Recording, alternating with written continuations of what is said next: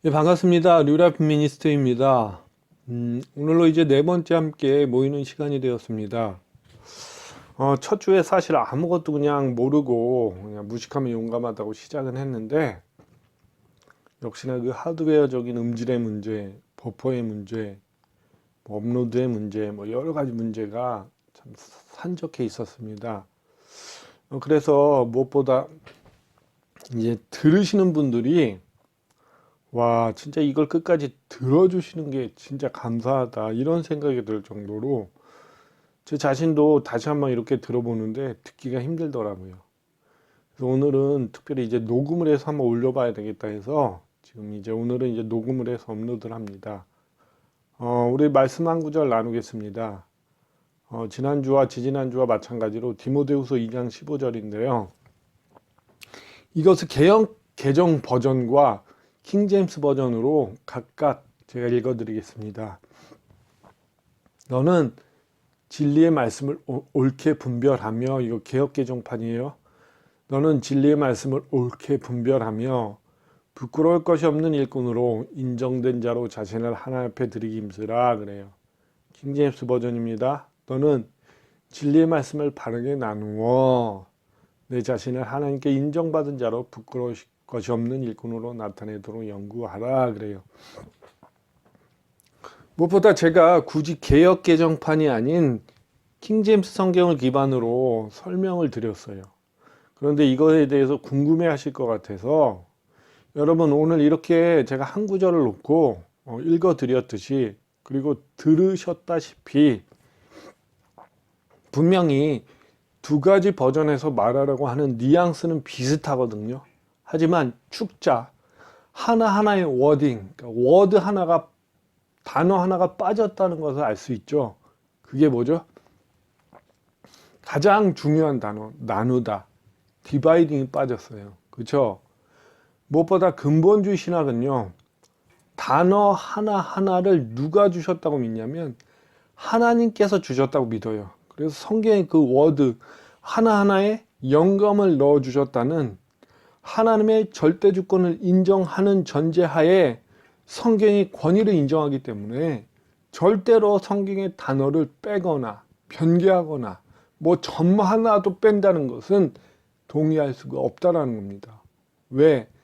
성경 66권 그 한 구절 한 단어까지도 빠짐없이 하나님의 영감으로 기록된 말씀이고 그 모든 것이 우리에게 필요한 진리라고 생각하기 때문에 그래요. 여러분 쉽게 생각해 보십시오.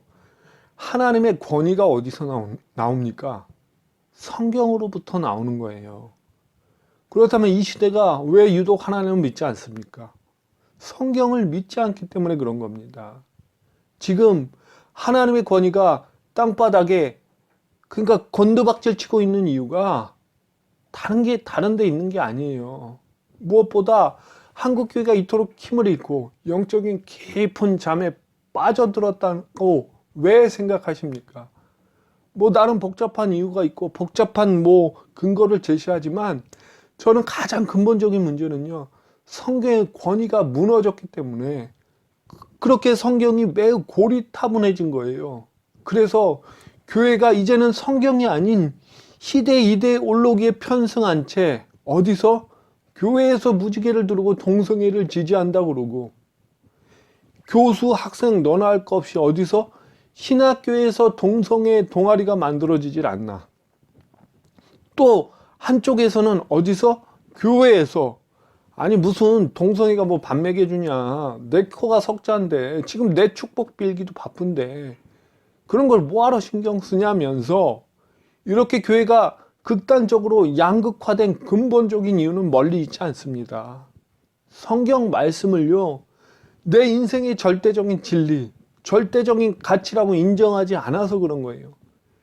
가치 싸움에서 철저하게 밀려버린 거예요.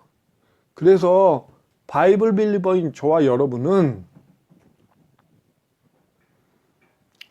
하나님께서 성경을 통해서 주신 단어 하나하나 진짜 1.1에게 가치를 부여하면서 비록 그 단어 때문에 뭐 번역이 매끄럽지 않고 투박해진다 하더라도 축자적인 번역을 해야 한다는 거예요.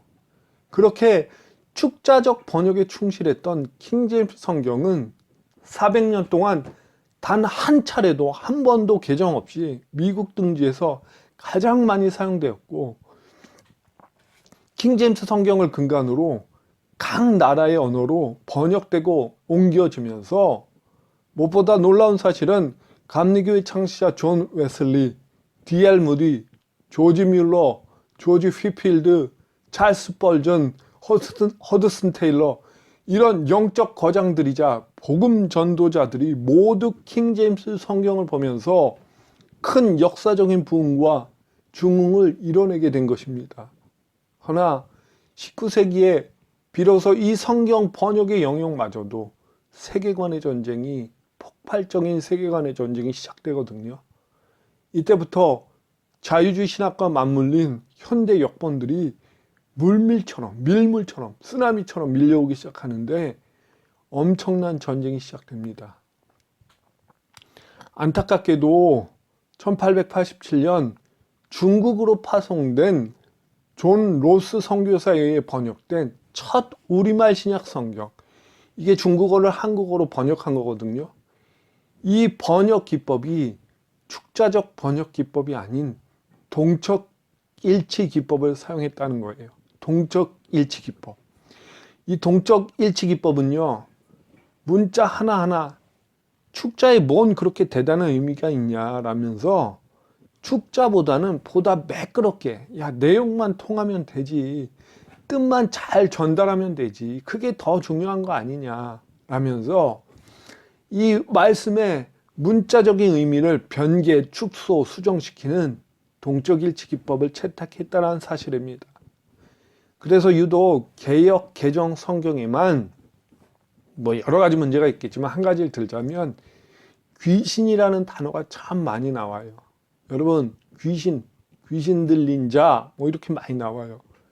그런데 이 귀신은요, 불행하게도 불교에서 말하는 개념이에요.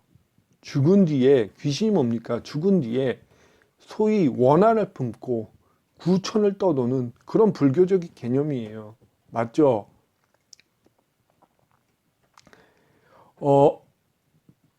성경에는 사람이 죽으면 어디로 간다고 했습니까? 천국 아니면 지옥으로 행한다고 정확하게 말하고 있음에도 문자적인 해석이 아니라 의미, 뜻만 통하는 동적 일치기법을 사용하다 보니까 분명히 성경에 데빌이라고 단어가 적혀 있는데도, 마귀인데도, 그렇게 성경에는, 여러분, 성경에는 데빌, 마귀, 그리고 데빌즈밖에 없습니다. 그런데 이걸 동적 일치기법으로 번역해버리니까 당시에 조선이라는 우리나라, 그리고 중국어를 번역했죠. 중국도 마찬가지로 불교 전통에 익숙하고 귀신이란 개념에 친숙하다 보니까, 아니 뭐 내용만 통하면 되는 거 아니냐, 마귀라면 못 알아들을 거 아니냐. 그래서 데빌을 뭐로 바꿨습니까? 데몬으로 바꿨죠. 데몬. 그렇게 귀신으로 변경시켜 놓았다는 사실입니다. 누군가는 이걸 보고, 아니 뭐 이거 별거 아닌데 뭘 그렇게 유난이냐, 이렇게 할 수도 있는데요. 불행히도 이 한 단어, 이 사소한 한 단어의 변개로 인해 한국교회에만요, 귀신론을 주장하는 이단교회가 생겨났다는 겁니다. 김기동과 같은 귀신론. 여러분, 그들이 주장하는 게 뭡니까? 아니 분명히 성경에는 귀신으로 써놓았다, 그렇게 해석하고 있다는 거예요. 그리고 문제는 번역도 번역이지만 사실 가장 중요한 것은 어떤 텍스트를 보고 번역하느냐. 일단 텍스트가, 본문이 있어야 그걸 번역할 거 아니에요. 어떤 텍스트를 보고 번역하느냐가 더 중요하거든요. 무엇보다 이제 사본의 역사, 사본학을 공부한 사람이라면 이구동성으로 고백할 거예요. 신구약 성경 본문이 한 종류가 아니라 두 종류란 사실에 동의할 겁니다. 이거 굉장한 충격인 거예요. 둘 중에 뭔가 하나는 잘못됐다는 거예요. 첫 번째, 하나는 99%의 다수가 인정했던 정통의 다수 사본이 있습니다. 이게 안디옥 계열이에요.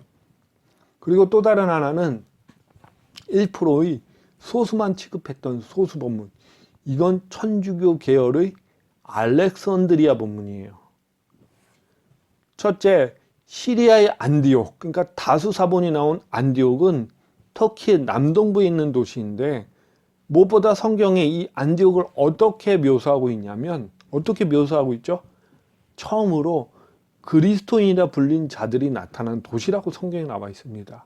한마디로 안디옥은 거룩한 도시였어요. 둘째, 소수 천주교 사본이 유명했던 알렉산드리아는 이집트에 있는 도시. 그러니까 이렇게 지도로 보면 안디옥이 시리아는 위쪽에 있고 이제 밑쪽으로 쭉 내려오면 거기에 이제 이집트의 알렉산드리아가 있습니다. 당시 이집트는 그리스 문명을 추앙했던 도시예요. 그래서 그리스 로마 신화를 보십시오. 신이 얼마나 수만 개가 되잖아요. 그 잡다한 신들이 얼마나 많던지, 심지어는 이름 모를 신도, 그러니까 이름 모를 신, 그렇게 신이 많답니다. 무슨 말입니까? 고로 하나님만이 유일신임을 죽어도 인정하지 않았던, 우상으로 빽빽하게 가득했던 이집트의 도시, 여기서 수많은 하나님을 반대하는 학문들이 나왔고, 무엇보다 소수본문 성경이 여기서 나오게 된 거예요. 그런데 안타깝게도 지금 우리가 읽는 개역 개정판도 마찬가지고, 신국제역 NIV죠, 신미국 표준역 NASB 이런 등 전부 대다수의 현대 역본들은, 신약은 뺄게요, 구약 본문을 소수 본문인 BHS 슈투트 가르트 비블리아 헤브라이카, 이 BHS를 기초로 번역했다는 사실입니다. 그러면 신약도 마찬가지예요. 그래서 구약만, 신약을 빼고 구약만 해도 다수 본문과 비교해 보니까 무려 2만 군데가 번역과 의미 전달이라는 편의를 위해 변개, 수정, 축소 이렇게 난도질 당했다는 사실입니다. 이런 어처구니 없는 동적 기법을 본격적으로 공식화시킨 인물이 유진 리다. 얘가 유진 리다가 WCC랑 짝짝꿍이 돼가지고, 여러분 WCC 아시죠? 종교통합운동을 추진한 세계교회협의회. 주체 세력이 누굽니까? 천주교회. 그리고 NCCK 아시죠? 한국교회협의회. 마찬가지입니다. 같은 맥이에요, 여러분. 여러분 절대로 착각하시면 안 됩니다. 무슨 천주교회가 우리와 같이 하나님을 믿는 같은 뿌리라고 말하시면 큰일 나는 거예요. 뿌리가 완전히 달라요. 종교통합운동의 모토는요, 예수님만이 구원이 아니라는 거예요. 구원의 길은 여러 가지다. 무슨 말씀인지 아시겠습니까? WCC가 1975년에 공식적으로 선포했다고요. 어떻게? 동적 일치 번역 기법을 공식적으로 채택했어요. 그래서 이에 질세라 1978년에 NIV도 이 기법을 사용해서 성경을 번역했습니다. 지금 한국교회 대부분 성경들이 이 기법을 사용한 성경이고, 그리고 소수 본문을 번역한 그 성경을 우리가 그것을 보고 있는 겁니다. 그렇다고 크게 오해는 하지 마십시오. 개역 개정을 본다고 구원 못 받는 거 아닙니다. 구원 다 받습니다. 왜? 구원은 예수님의 은혜로 받는 거라고 제가 누누이 말씀드렸죠. 그러나 다만 우리의 신앙과 우리의 믿음이 구원에 머물러서 고여버리면 안 되는 거 아닙니까? 왜? 이미 우리 손에 주어진 이 성경 자체는요, 읽어보시면 더 잘 아시겠지만 내 구원, 내 은혜, 내 신앙, 저와 여러분 교회만을 위해 주신 책, 교회만을 위해 기록된 책이 아니기 때문에 그래요.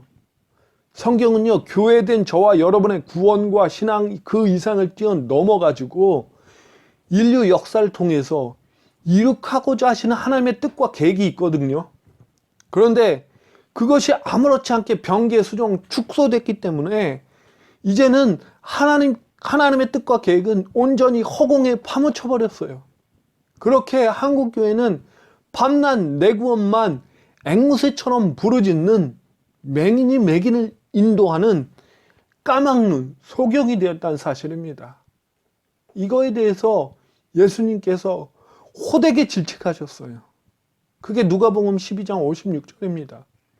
외식하는 자여, 너희가 천지의 기상은 분간할 줄 알면서 어찌 이 시대는 분간하지 못하느냐. 이 시대는 분간하지 못하느냐. 하나님의 경륜 가운데 그 계시가 성취되고 있는 이 시대의 흐름을 왜 분간하지 못하느냐. 제가 지금은 일일이 다 나눌 수 없지만 여러분 감동되시면 나중에 스쿨로 오십시오. 이런 부분들에서 디테일하게 성경의 역사적인 그 배경과 그 문제에 대해 차근차근 자세히 나눌 것입니다. 자, 그럼 이제 시작해 보겠습니다. 디모데후서 2장 15절. 너는 진리의 말씀을 바르게 나누어 내 자신을 하나님께 인정받은 자로 부끄러울 것이 없는 일꾼으로 나타내도록 연구하라. 아주 중요한 구절입니다. 그래서 여러분 제가 외울 수 있도록 거듭거듭 강조하는 거예요. 어떻게? 성경을 바르게 디바이딩 해야 된다. 그래서 제가 이걸 자꾸 강조하면 또 누가 그래요. 아니 그런 식으로 대상을 구분해서 성경을 볼 것 같으면 구약은 유대인이 대상 아닙니까? 그렇게 되면 구약 자체는 우리 교회한테 필요하지 않은 거 아닙니까? 그러면 구약을 볼 필요가 전혀 없네요. 그렇게 얘기한다고요. 여러분 정말 그럴까요? 이것도 말씀에서 답을 찾아봐야겠죠. 로마서 15장 4절. 로마서 15장 4절. 무엇이든지 전에 기록된 바는 우리의 교훈을 위하여 기록된 것이니 우리로 하여금 인내로 또는 성경의 위로로 소망을 가지게 함이니라. 무엇이든지 뭐래요? 전에 기록된 바. 지금 이 로마서를 바울이 쓴 거잖아요. 바울이 쓴 서신. 대상이 어디입니까? 로마 교회에 보낸 메시지예요. 그래서 이 전에 기록됐다는 것은 구약이 맞죠? 맞아요. 구약이에요. 근데 그 구약이 기록된 이유는 우리의 교훈, 그러니까 배움이 맞거든요. 우리의 배움을 위하여 기록된 것이니 우리로 하여금 인내로 또는 성경의 위로로 뭐라고요? 소망을 가지게 하려 함이라 그래요. 분명히 전에 기록된 구약은 뭐라고요? 배움을 위해, 우리의 교훈을 위해 기록됐다고 로마서에 써 있죠. 배움입니다. 교리가 아니에요. 그럼에도 구약의 유월절, 안식일, 율법 뭐 이런 것들을 교리로 접근해 가지고 다 지켜야 된다면서 뭐 안식일을 지켜야 된다. 유월절을 지켜야 된다. 그러고 있죠. 누가? 여호와의 증인, 안상홍 진흥회. 아주 잘못된 적용이에요. 전에 기록된 바는 배움을 위해서 필요하기 때문에 그렇게 신약과 구약을 짝을 이뤄가지고 우리에게 주신 겁니다. 지난주에 우리가 에스겔을 통해서 하나님의 회복이라는 그 한 구절을 디바이딩 했고, 또 두 번째 이제 마태복음을 잘 나누면서 이렇게 하나님의 경영 방식이 변하는 것을 보았습니다. 그렇죠? 이전에 왜 이런 부분들이 안 보였을까요? 전부 교회에 적용하기 바빠서 그랬던 거예요. 그런데 같은 성경인데도 세 부류로 유대인, 이방인, 교회로 디바이딩하기 시작하면서 이제 비로소 진리의 말씀을 바르게 나누는 시야가 여러분에게 생긴 겁니다. 자, 오늘은 시간이 허락되는 대로 정말 혼돈하기 쉬운 중요한 구절 4가지 정도 살펴보겠습니다. 그 첫째가 뭐냐면 마태복음 24장 13절이에요. 그러나 끝까지 견디는 자는 구원을 얻으리라 그래요. 마태복음 23장 13절. 이 구절에서 행위로 구원을 받아야 한다는 행위 구원이 나왔어요. 믿음으로 구원을 받는 게 아니라 행위가 필요하다. 행위 구원이다. 여기서 나왔고, 또 한 가지는 이 구절을 통해서 교회가 환란에 들어가야 된다. 대환란에 참여해가지고 교회인 우리가 끝까지 견뎌내야 구원을 얻을 수 있다. 이런 주장이 나오고 있다는 겁니다. 여러분 그 주장이 맞는지 이제 마태복음 24장을 디바이딩 할 거예요. 그러기에 앞서서 지난주에 이제 마태복음의 이제 경영 방식의 변화를 다시 한번 짚어야 합니다. 자, 마태복음 10장 5절에서 7절. 지난주에 한 거예요. 마태복음 10장 5절에서 7절. 우리 예수님 직접 하신 말씀이죠. 예수께서 이 12를 내보내시며 명하여 이르시되 이방인의 길로도 가지 말고 사마리아인의 고을로도 들어가지 말고 뭐래요? 오히려 이스라엘 집 외에는 잃어버린 양에게로 가라. 이스라엘 집의 잃어버린 양에게로 가라. 가면서 전파하여 말하되 천국이 가까웠다 하고 그래요. 그래서 천국이 아니라 킹덤 오브 헤븐이에요. 하늘의 왕국이 가까웠다. 자, 그래서 킹덤 오브 헤븐, 이 하늘의 왕국은 누구한테만 선포하라 그러죠? 누구한테만? 이스라엘 집, 유대인들한테만 하라는 거예요. 그쵸? 이방인들에게 절대 하지 마라. 사마리아 사람들에게 절대 하지 말라는 거예요. 누구한테만 하라는 거죠? 이스라엘, 유대인. 맞습니까? 이럴 때가 있다고 말씀드렸죠. 이런 경영 방식이 통했던. 그리고 마태복음 15장 24절을 보면 예수께서 아주 극단적인 이야기를 하는 게 나오잖아요. 이게 뭐냐면 이제 두로와 시돈 지방에 가셨을 때 마귀 들린, 여러분 귀신이 아닙니다. 마귀 들린 딸을 가진 어떤 여인이 나와요. 그래서 예수님께 딸을 좀 고쳐달라고 이야기하는데 예수님께서 아주 무자비하게 냉정하게 답하시죠. 예수께서 대답하여 이르시되 나는 이스라엘 집의 잃어버린 양 외에는 다른 데로 보내심을 받지 아니하였노라 하시니라. 우리 예수님이 누구한테만 왔다는 거예요? 이스라엘에게만 왔다는 거예요. 그런데 이게 이해 안 되니까 여러분 이게 이해되셨습니까? 이 구절을 읽으실 때 이게 이해가 안 되니까 교회가 영적 이스라엘이다. 그러니까 나는 영적 이스라엘이니까 아, 영적인 이스라엘 나한테 예수님이 오셨구나 이렇게 이야기하는 거예요. 이렇게 해석하는 거라고요. 제가 거듭합니다, 여러분. 성경에 영적 이스라엘, 그러니까 spiritual Israel 이런 말이 있습니까? 없습니까? 없다고 했죠. 없어요. 그렇다면 이번에도 동일해요. 이스라엘 집의 잃어버린 양 말고는 안 된다. 그러니까 이방인도 안 되고 사마리아인도 안 되고 여러분 저와 여러분과 같은 교회는 속해요, 안 속해요? 여러분 우리도 안 되는 거예요. 이때까지는 나하고 전혀 상관없던 거예요. 이렇게 하나님의 경영 방식이 통했던 시대가 있었다고요. 그런데 십자가 사건이 끝난 후에 경영 방식이 확 바뀌어 버리죠. 마태복음 28장 18절에서 20절입니다. 예수께서 나와 말씀하여 이르시되 하늘과 땅의 모든 권세를 내게 주셨으니 그러므로 너희는 가서 뭐래요? 모든 민족을 제자로 삼아 그래요. 모든 민족. 이제 저와 여러분이 포함돼요, 안 돼요? 다 포함해서 가르치라고. 맞습니까? 뭔가 달라진 거예요. 모든 민족을 제자로 삼아 아버지 아들과 성령 이름으로 세례를 베풀고 내가 내게 분부한 모든 것을 가르쳐 지키게 하라. 볼지어다 내가 세상 끝날까지 너희와 항상 함께 있으리라 하시니라. 십자가 사건 이후에 다른 명령을 주신 거예요. 여러분 언제는 예수님께서 이스라엘에게만 가라고 한 때가 있었죠. 분명히 십자가 사건 전 이렇게 이야기하실 때가 있고 십자가 사건 이후 그러니까 28장 후반부부터 이제는 온 세상 모든 사람에게 복음을 선포하라 그러죠. 자, 뭔가 달라졌구나. 쉽게 얘기하면 경영 통치 방식 디스펜세이션이라고 그러거든요. 이 하나님의 경륜이 달라졌구나. 이거를 이해하시고 24장을 우리가 읽어나가야 합니다. 그래서 24장을 제가 차근차근 읽어 내려가면서 디바이딩 하겠습니다. 1절 마태복음 24장이에요. 예수께서 성전에서 나와서 성전이에요.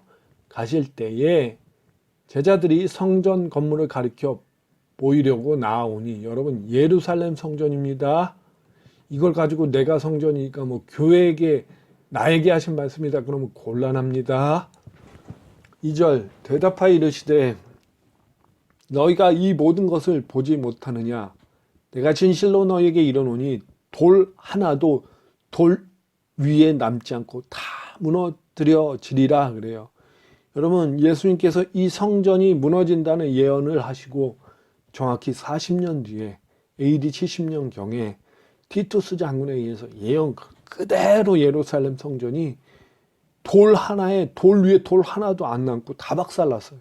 아니 어떻게 돌 하나에 돌 위도 안 남습니까? 그러는데 자료를 보니까 이 로마의 군사들이 무너진 예루살렘 성전 그 돌 안에 금이 있다는 소문이 돌아가지고 병사들이 다 달라붙어서 아예 돌을 하나까지도 남김없이 그냥 파쇄해버렸대요. 분쇄해버렸대요. 그렇게 예언대로.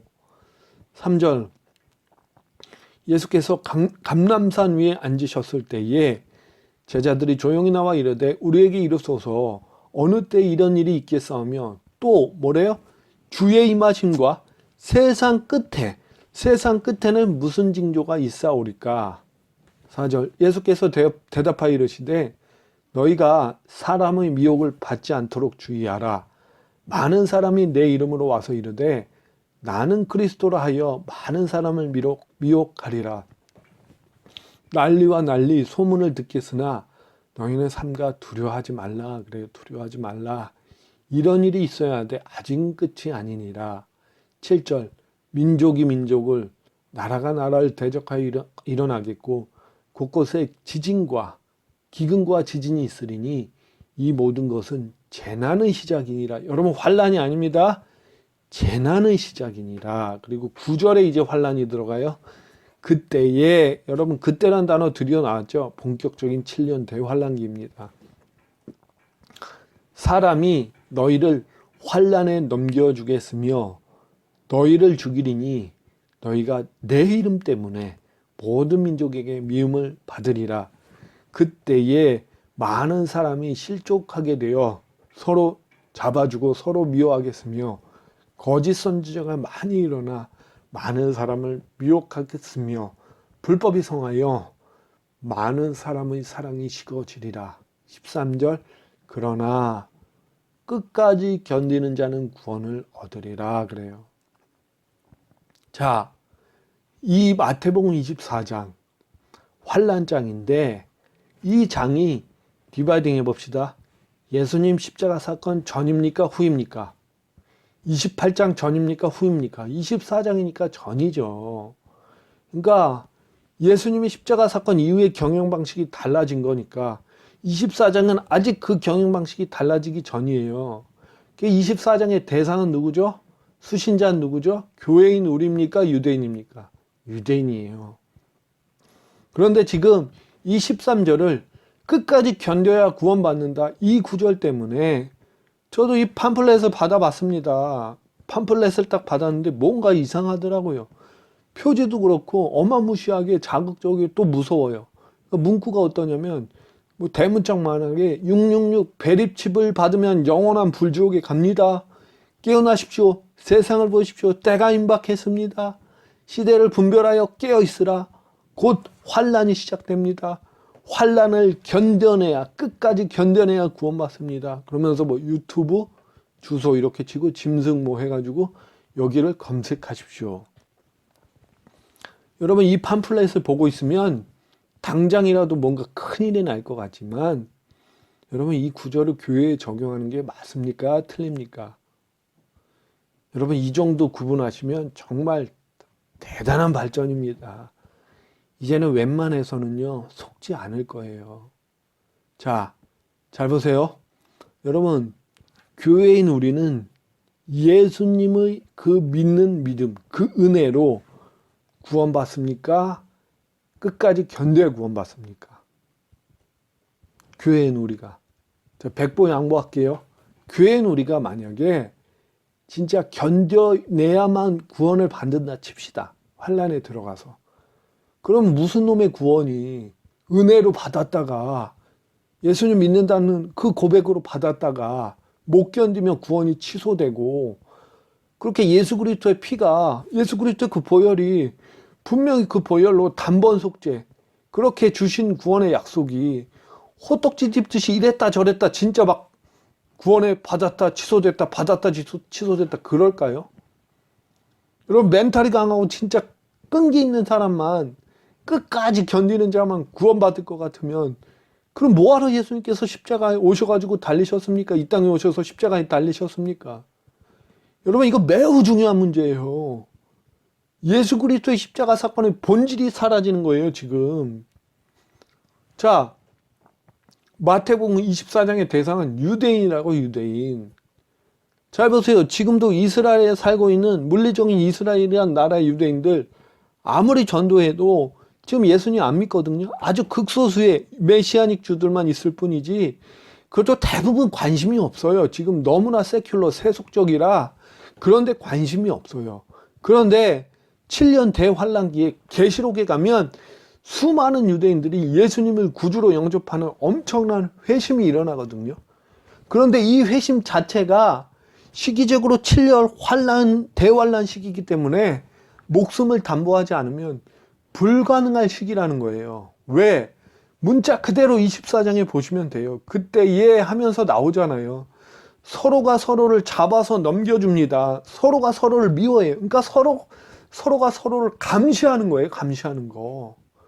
그러면서 수많은 거짓 선지자들의 선전선동이 있습니다. 적그리스도를 섬기도록 미혹시키고 불법이 만연하고 성행하며 사랑 자체를 찾아볼 수 없을 뿐 아니라 결정적으로 너희가 그래요. 너희가 유대인입니다. 내 이름 때문에, 내 이름 누구예요? 예수님 때문에 모든 민족에게 미움을 받고 환란에 넘겨주겠으며 그렇게 너희는 죽임을 당할 거다.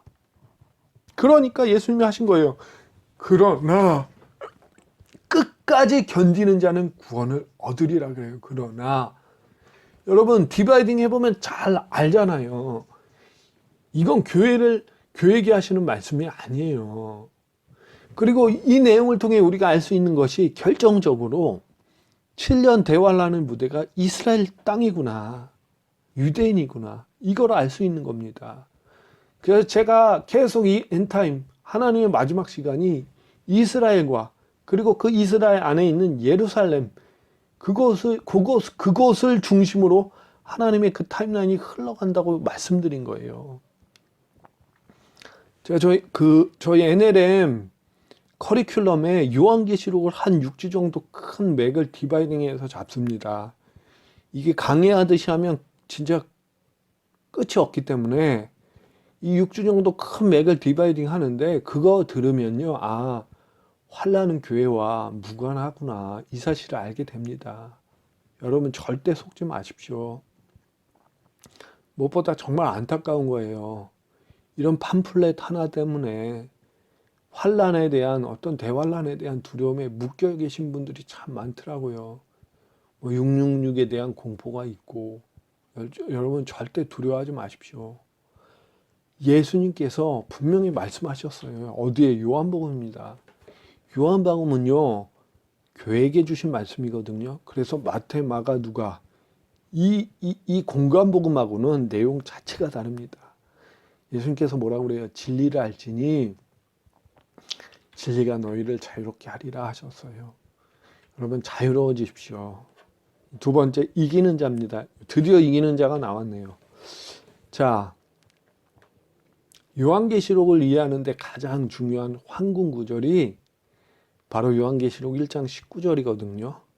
제가 읽겠습니다. 그러므로 첫째 뭐라고요? 내가 본 것과 둘째 지금 있을 일과 셋째 장차 될 일을 기록해라 그래요. 요한계시록이 내가 본 것, 그게 바로 요한계시록 1장입니다. 그리고 지금 있을 일, 그게 바로 2장, 3장, 소아시아의 7교회예요. 그리고 장차 될 일, 이것이 4장부터 22장, 이렇게 기록한 책이 계시록입니다. 그래서 2장, 3장에 지금 있을, 당시에 있었던, 당시에 소아시아에 있었던 7교회, 2장, 3장에 이기는 자라는 표현이 거듭 등장하는데 그 이기는 자라는 표현이 3장을 끝으로 4장에서는요 딱 끊겨버려요. 왜? 장차 될 일은요 교회라는 표현 자체가 사라져버린 거예요. 그러니까 3장까지 2장 3장의 교회가 언급되다가 4장부터 어떻게 됐다고요? 대상이 바뀌어버린 거예요. 대상이. 자, 요한계시록 2장 17절, 요한계시록 2장 17절 제가 읽어드리겠습니다. 귀 있는 자는 누가? 성령이 누구에게? 교회들에게 하시는 말씀을 들을지어다. 이기는 그에게 내가 감추었던 만나를 주고 또 흰 돌을 줄 터인데 그 돌 위에 새 이름을 기록한 것이 있나니 받는 자 밖에는 그 이름을 알 사람이 없느니라 그래요. 또 요한계시록 3장 21절에서 22절, 이것도 라오디게아 교회에게 하신 말씀인데, 이기는 그에게는 내가 보좌와 함께 앉게 하여 주기를 쭉 나오다가 22절에 뭐라고 하냐면, 귀 있는 자는 누가 성령이 누구에게 교회들에게 하시는 말씀을 들을지어다 그래요. 전부 다 컨트롤 C 컨트롤 V입니다. 귀 있는 자는 성령이 교회에게 하시는 말씀을 들을지어다 그런다고요. 이게 요한계시록 2장 11절, 2장 29절, 3장 6절, 3장 13절, 3장 22절 전부 똑같아요. 귀 있는 자는 누가 성령이 교회들에게 하시는 말씀을 들을지어다. 여러분, 대상이 확실하죠? 정확하죠? 교회입니다. 그런데 4장부터 뭐라고 그랬어요? 장차 될 일, 앞으로 있을 일을 기록하면서부터 교회란 대상이 완전히 빠지고 사라져 버렸어요. 그리고 어떻게 변했는지 한번 볼까요? 계시록 13장 8절에서 9절, 13장 9절만 봅시다. 13장 9절 제가 읽겠습니다. 누구든지 귀가 있거든 들을지어다 그래요. 누구든지 귀가 있거든 들을지어다. 뭐가 빠졌습니까? 성령이 빠졌어요. 일단 그 다음 뭐가 빠졌습니까? 교회가 빠졌다는 거예요. 컨트롤 C 컨트롤 V 그렇게 붙여넣기 하던 그 구절이 4장을 넘어가면서부터 계시록 13장 9절에 보니까 누구든지 귀가 있거든 들을지어다. 무슨 말이죠, 여러분? 예수님께서 구약시대 휘장을 딱 갈라놓고 구약시대를 마무리하고 닫아버리시고 신약시대 교회시대를 열어버리셨잖아요. 그 열어버리시고 승천하셨는데 그 증표로 성령을 보내주셨잖아요. 성령. 그래서 여러분, 교회시대에는요, 저와 여러분과 같은 교회를 돕고 중보하고 카운셀러 되시는 분이 성령님이에요. 맞죠? 그런데 요한계시록 3장에 가서 이제 교회 시대가 어떻게 됩니까? 또 닫혀버린 거예요. 이제 마무리된 거예요. 이제 다른 시대, 교회 시대가 문이 닫히고 환란의 시대가 새롭게 열려버린 겁니다. 여러분, 7년 대환란의 시대. 교회 시대가 마무리됨과 함께 교회를 향한 성령님의 사역도 함께 마무리된 거예요. 이제는 그래서 바뀐 거예요. 누구든지 귀가 있거든 들을지어다. 이해하셨습니까? 또 분명하게 경영 방식이 바뀐 거예요. 그래서 저와 여러분은 또 여러 가지 있지만 이 한 가지를 봐도 교회인 저와 여러분은 환란에 동참하지 않습니다. 여러분, 이거 디바이딩 해보면 더 정확하고 더 선명하게 알 수 있는 거예요. 그럼에도 참 안타깝습니다. 다른 게 아니라 열심히 진짜 섬기던, 열심히 믿던 그 성도들이 잘못된 곳으로 넘어가고 극단적인 종말론에 끌려다니면서 무슨 전부 다 계시록 때문에 현혹되는 거 아니겠습니까? 그리고 의외로 이 환란에 대한 막연한 공포, 심지어는 진짜 생활이 불편할 정도로 두려움에 묶여 계신 분들을 보면요, 너무 안타깝고 속까지 상하더라고요. 여러분, 진리의 말씀을 바르게 배워야 합니다. 자, 그렇다면 이기는 자는 분명히 대상이 교회는 맞아요. 그러면 이기는 자는 대체 어떤 자냐? 우리가 이걸 살펴볼 건데, 여러분, 이기는 자가 무슨 가정, 직장 다 버려두고 전 재산을 올인해서 바쳐가면서 주님 오심을 기다리는 게 이기는 자입니까? 무슨 이만희가 이기는 자라면서요. 여러분, 도대체 얼마를 바쳐 이기는 자인데요? 도대체 얼마나 생업을 포기하고 이리저리 끌려다녀 이기는 자인데요? 그 기준이 성경에 어디에 나와 있는데요? 자, 그럼 성경에서 이기는 자가 무엇을 의미하는지 찾아봐야겠죠. 우리 하나님께서 친절하게 다 설명해 놓으셨으니까. 자, 요한계시록을 누가 기록했죠? 사도 요한이죠. 사도 요한이 반모섬에 유배돼가지고 갇혀가지고, 그쵸? 이게 대략 AD 95년경에 쓰여졌습니다. 그러니까 모든 성경 기록이 다 되어지고 마지막에 이제 마무리하기 위해서, 성경을 마무리 짓기 위해서 AD 95년에 요한계시록을 사도 요한에게 쓰게 하신 거예요. 그런데 사도 요한이 요한계시록 말고도 요한복음, 요한 1서, 2서, 3서 이걸 함께 기록했다는 거예요. 그래서 사도 요한이 기록한 서신 속에서 요한계시록에 이기는 자가 누구인지에 대한 단서를 달아두었다는 거예요. 그게 요한 1서 5장 4절에서 5절입니다. 요한 1서 5장 4절에서 5절. 무릇 하나님께로 난 자마다 세상을 이기느니라. 세상을 이기는 승리는 이것이니 뭐래요? 우리의 믿음이니라. 5절. 예수께서 하나님의 아들이심을 믿는 자가 아니면 세상을 이기는 자가 누구랴 그래요. 5절. 예수님께서 하나님의 아들이심을 믿는 자가 아니면 세상을 이기는 자가 누구랴 그래요. 자꾸 무슨 환난을 견뎌내서 이기는 자가 되어라. 그렇게 이기는 자가 우리 되자. 이렇게 뛰들어오고 고함치는데 여러분 이미 예수 그리스도를 하나님의 아들이라고 믿는 저와 여러분들은 뭐라고요? 이미 이기는 자예요.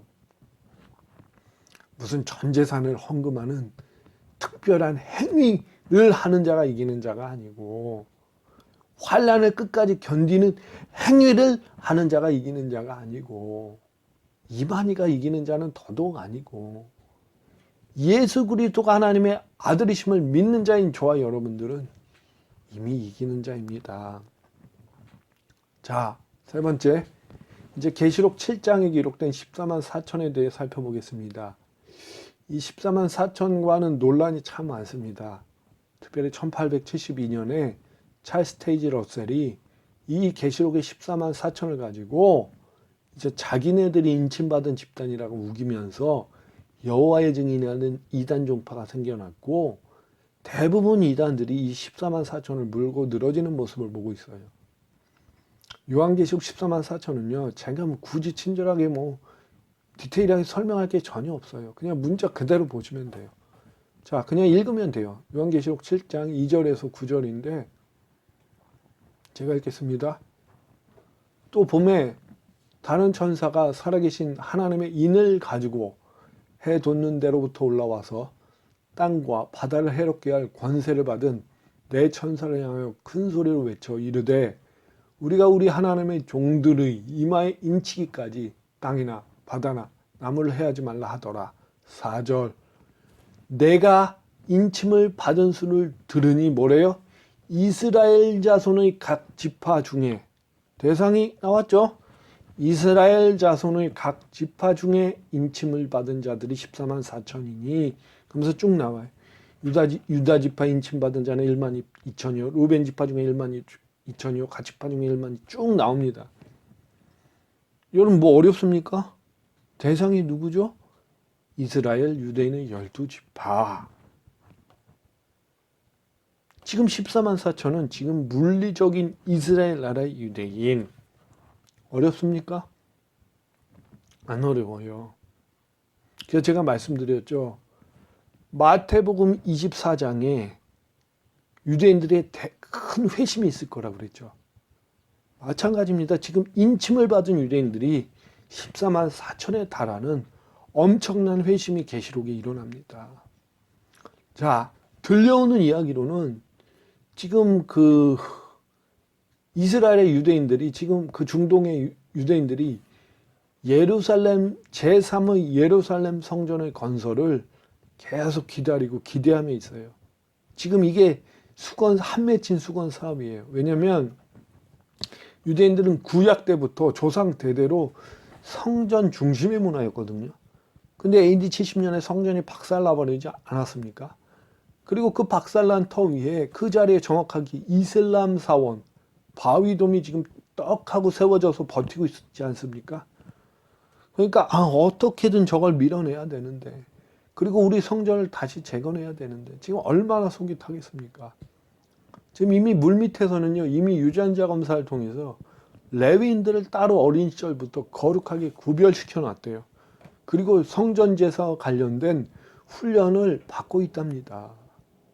비록 지금 물리적으로는 예루살렘 예루살렘 그 지역을 유엔이 4등분해서 나눠가지고 철저하게 관리하고 있지만 잘 보십시오, 여러분. 성경의 예언대로라면, 엔타임대로라면 그 지금의 예루살렘의 제3성전, 그게 반드시 건설됩니다. 왜냐하면 이게 마지막 때와 굉장히 밀접합니다. 이게 다니엘서를 비롯해 이렇게 신약에 잘 밀접되어 있습니다. 그래서 이것도 여러분 궁금하시면 또 이 커리에 있으니까 우리 NLM 스쿨로 오십시오. 이 세 가지로 오늘 이제 마무리하도록 하겠습니다. 잠깐 기도하고 마무리하겠습니다. 하나님, 오늘로 이제 네 번째 우리가 온라인으로 함께 모이게 해주심을 감사드립니다. 무엇보다 하나님, 우리가 성경을 보던 시야가 넓게 확장되고 그리고 진리를 바르게 분별하여 나눌 수 있는 은혜를 그리고 통찰을 주셔서 감사합니다. 우리가 이제 성경을 보면서 더 많은 하나님의 뜻을 발견했으면 좋겠습니다. 그 성경 구절을 자꾸 나한테만 적용하기 바쁜 게 아니라 진짜 원저자이신 하나님께서 주신 그 성경 안에서 하나님의 뜻과 하나님의 계획을 온전히 발견하는 정말 바이버 빌리버가 되기 원합니다. 축복하시고 은혜를 주시옵소서. 그렇게 한국교회가 다시 성경의 권위가 살아나고 정말 문자 그대로 성경을 믿는 거룩한 하나님의 성도들이 일어나기 원합니다. 이 모든 말씀 예수님의 이름으로 기도합니다. 아멘. 감사합니다.